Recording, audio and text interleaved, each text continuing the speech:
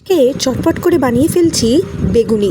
আর তার জন্য লাগছে কালো জিরে একটা, বেগুন, বেসন কিছুটা, আর লাগছে সাদা তেল আর নুন।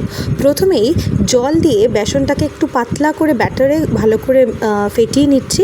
আর ভালো করে ফেটিয়ে নিতে হবে প্রথমে, যাতে একটা স্মুথ টেক্সচারের ব্যাটার আসে এবং ফ্লাফি টেক্সচার এসে যায়। তার মধ্যে দিয়ে দিচ্ছি পরিমাণ মতো এবং স্বাদ মতো লবণ। তারপরে আবারও ব্যাটারটাকে ভালো করে মিক্স করিয়ে নিয়েছি। একটা স্মুথ ব্যাটার তৈরি হয়ে গেছে।